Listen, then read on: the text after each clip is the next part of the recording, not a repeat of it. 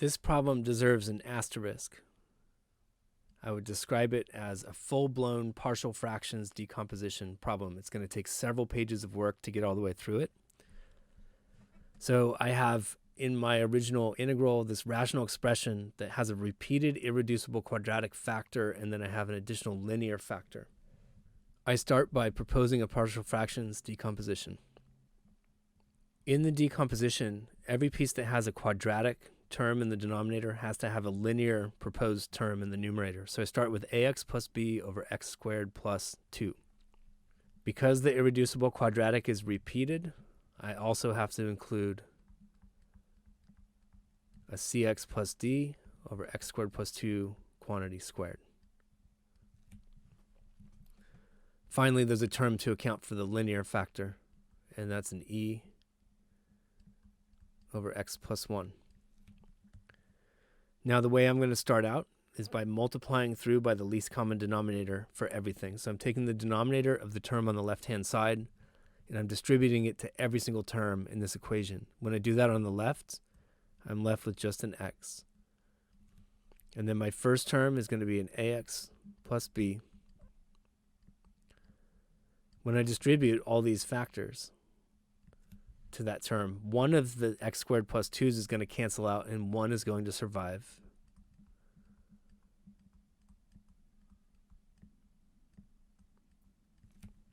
In my second term, both quadratic factors are going to cancel out, and only the linear term is going to survive. And in my final term, the x plus 1 cancels out, leaving me with e times x squared plus 2 quantity squared. Now there's a really cheap way of getting one of the coefficients without having to work too hard, and I'm going to start with that. I try to go for the low-hanging fruit right at the beginning, and what I'm going to use is the substitution method. I'm going to sub in. This equation is supposed to be true for all x, so you can plug in any x you want. So I'm going to sub in x equals -1, and the point of that is to kill this factor, and that isolates e in one little step. So on the left side of the equation, I have -1 because I replaced x with that. All this other stuff is 0 because x plus 1 is 0. And I end up with e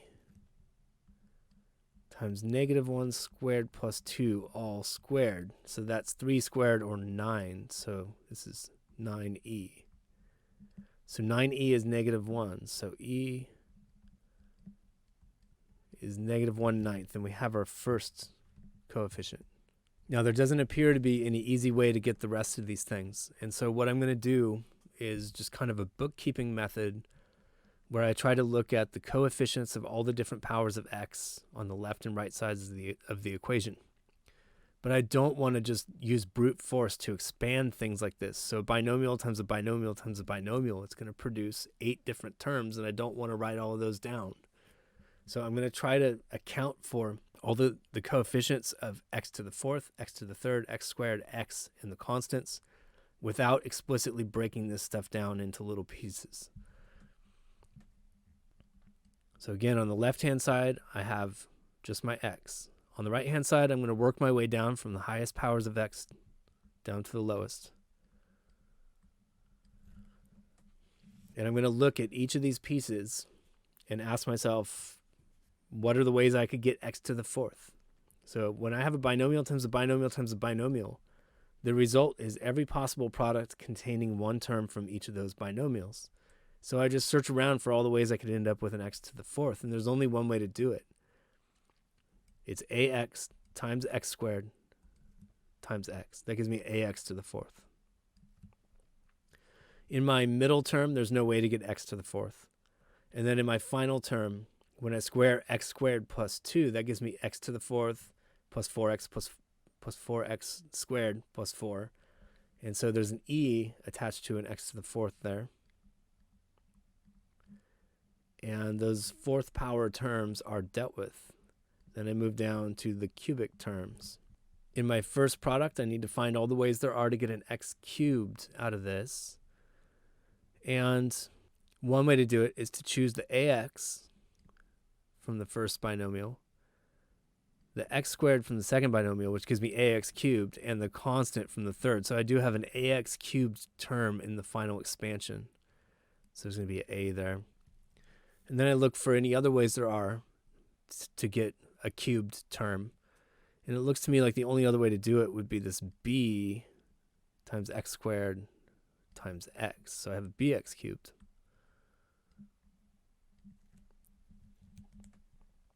Then I go to my quadratic terms, and I'm back in my original product of three binomials looking for any way that I could end up with a quadratic term. And ax times 2 times x would be 2ax squared, so there's a 2a. And then a b times x squared times 1 would give me a bx squared. And I'm done with the quadratic terms from that first piece. Then I go to my center term here, and I have a cx times x giving me cx squared, so I'd have a plus c. Is there any other way to get a quadratic from the expansion of those terms? It doesn't look like it. So then I go to my last term, e, and again, x squared plus 2 quantity squared is x squared plus 2 times x squared plus 2. What's my quadratic term going to be? It's going to come from the cross term, 2x squared plus another 2x squared, which is 4x squared. So I have 4x squared e. In other words, a 4e times an x squared. Next, I get into my linear term. If I go back to my first piece over here, I'm trying to end up with a linear term, and I can do that with a by doing ax times 2 times 1. So I end up with a 2a times x. I can do it with my b by having a b times 2 times x. So it's 2bx. Then I look at the central term, and again, I'm looking for linear stuff, and cx is in there, so there's a plus c, and dx is in there, so there's a plus d. And then if I look at the e-containing term, there's no way of getting anything linear out of it. So there's that piece. Finally, I get my constant piece, and to get a constant out of this first chunk, I would have to have a b times 2 times 1, so there's a 2b. And that's the only way to do it. And then the constant for this middle term is going to be d times 1. So I have a plus d. And then for the last term that contains e, I would have, for the constant when I square this thing, 2 times 2 is 4. So I have 4e for my constant. Now, you could just treat this with brute force as a system of 5 equations and 5 unknowns, but there's usually a clever way of getting around all that work. So remember, I was picking the low-hanging fruit right at the beginning, and I found out what e is, and then I looked through my new equation, and I see that a plus e has to be equal to 0 because the coefficient of x to the fourth is 0 on the left and right side of these equations. So I immediately get a out of this thing. A plus e is equal to 0, and that means a better be positive 1/9. And I've got my second coefficient. Next, I go to my cubic term right here. And again, the coefficient of x cubed on the left and right side of these equations has to be the same. So a plus b must be 0. Now that I have a, b is going to fall out really easy. So b must be the opposite of a. In other words, b is negative 1/9. And I have another coefficient.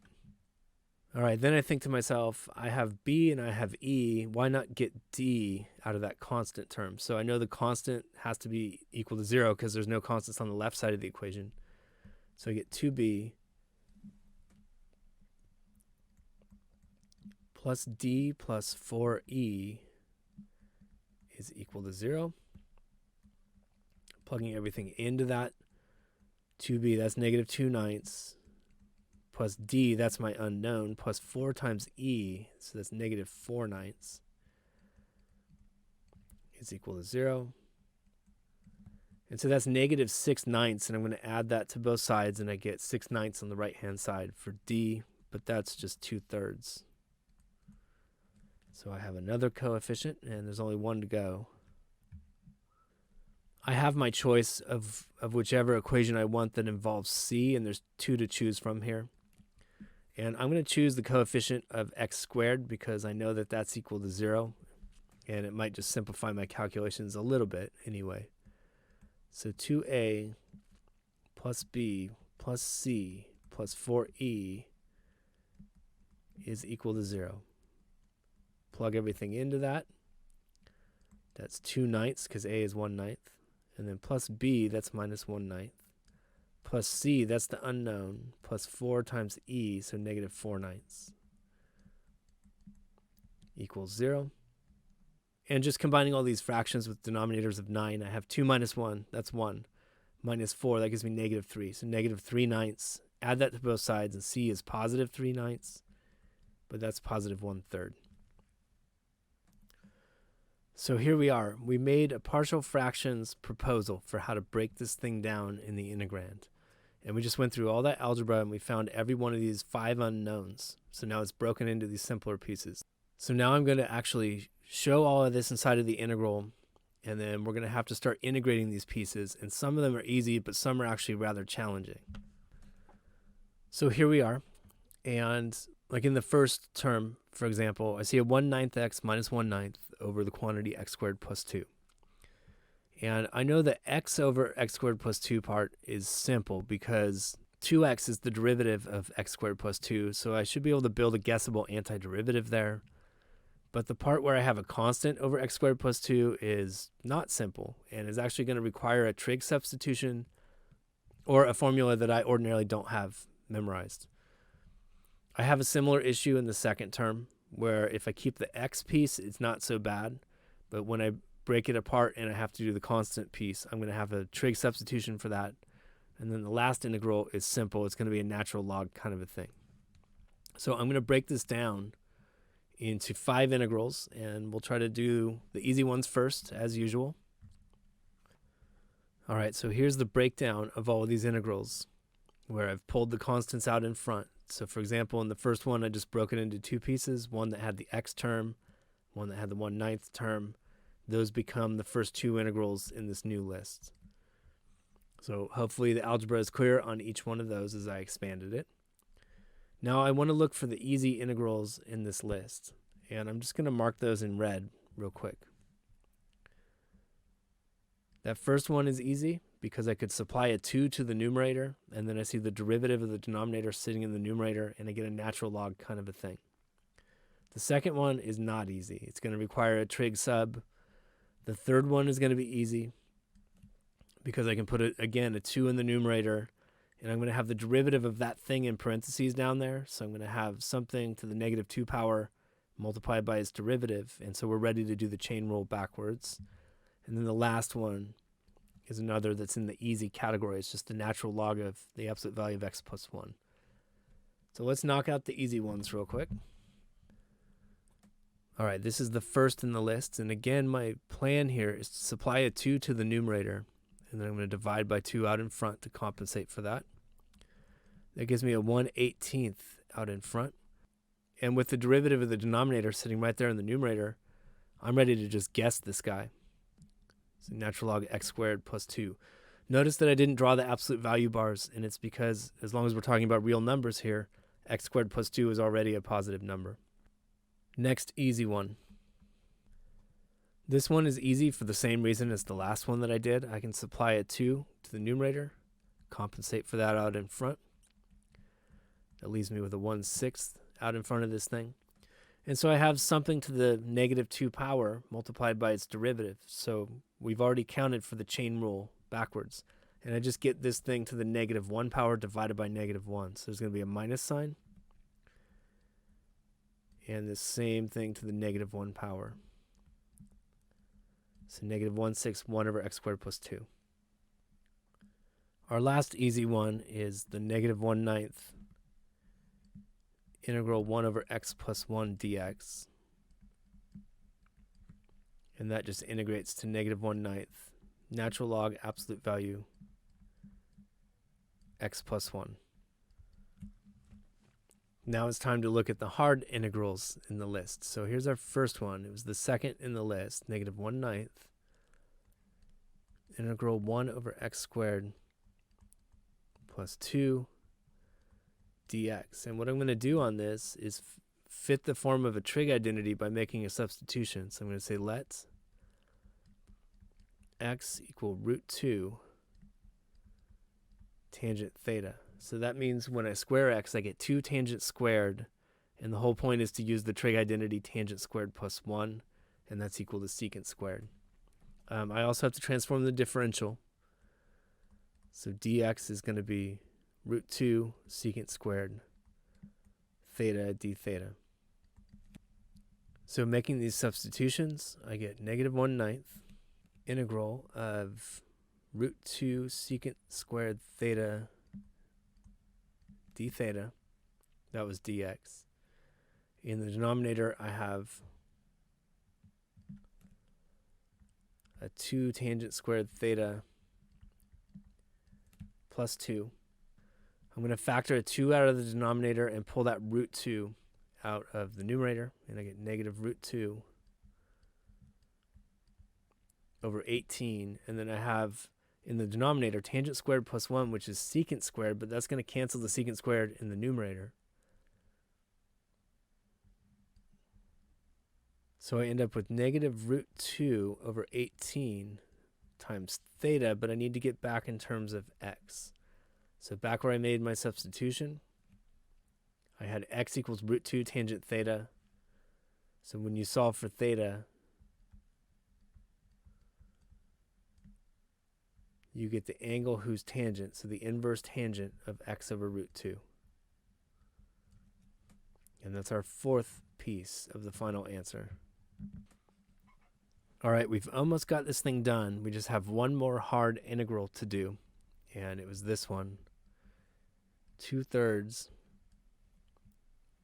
integral 1 over x squared plus 2 quantity squared dx. And down here at the bottom, I'm set up here to just plug in the result of this final one and get our final answer on this thing. So this one also requires a trig substitution. I'm trying to turn this thing into a single object. This variable thing squared plus a constant has to be turned into a single trig function. So I'm going to make the substitution. Let x equal root 2 tangent theta.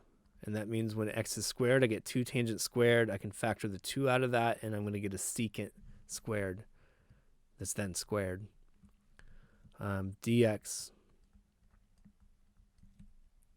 is going to be root 2 secant squared theta d theta. And I may as well write it down right here that when I solve this for theta, I end up with theta equals inverse tangent x over root 2. And that's going to be useful at the end when we have to transform our result back in terms of x. So let's get some substitutions done. And I have 2/3 integral, and then dx is root 2 secant squared theta d theta. In my denominator, I have x squared, which by design I'm going to be able to factor a 2 out of this. So I get a 2 tangent squared theta plus 2 all squared.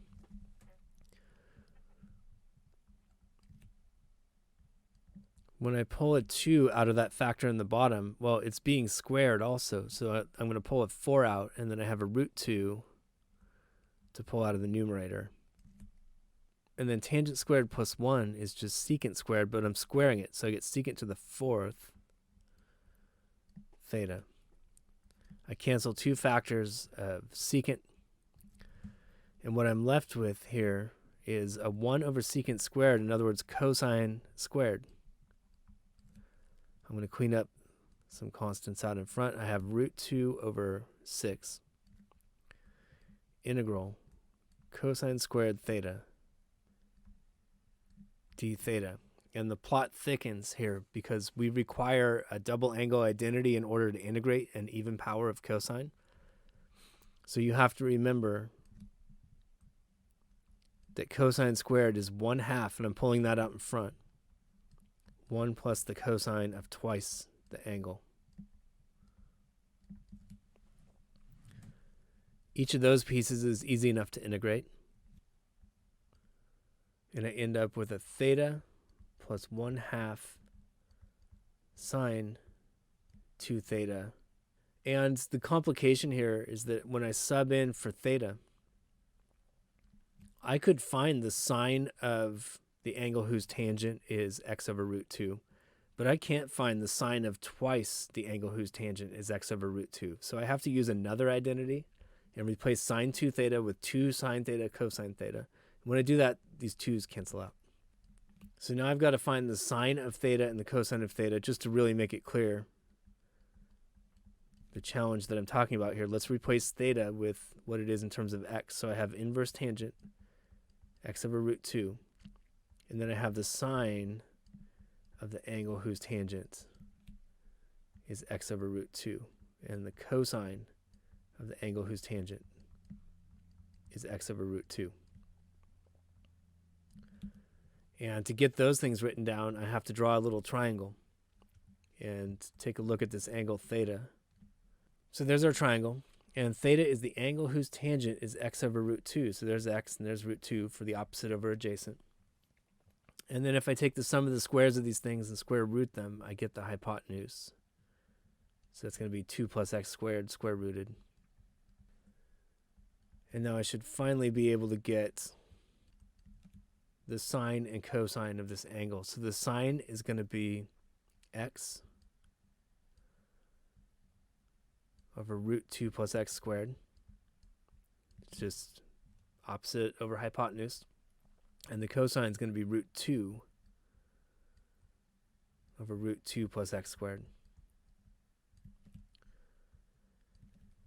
And I can clean things up a little bit and write that as root 2 over 12 inverse tangent x over root 2 plus root 2x over 2 plus x squared. Now, when I write my final answer at the bottom, I'm going to go ahead and break that up into 2 terms, and then it looks like there's a little bit of simplifying to do, but not very much. All right, so the first piece is going to be root 2 over 12 inverse tangent x over root 2. And the second piece, when I combine the root 2's, it's going to be a 1 over 6. So root 2 times itself is just 2, and I canceled one of those, so I have a 1 over 6 times an x over 2 plus x squared. Finally, there's just 2 like terms in this expression, and it's the inverse tangent x over root 2 terms. One of them's here, and one of them's here. So I want to go ahead and add those up. Each of them has a factor of root 2 in it, and this is a negative 1/18, which is negative 236, and then the 1/12 here is 336. So I get 136 as my total, and the root 2 tagging along. So my final answer. I just noticed I also have a common denominator on this term and this term, so I'm going to go ahead and combine those in the final answer as well. And it would be a shame to forget a plus c after all that. And we're done with our enormous partial fractions integral.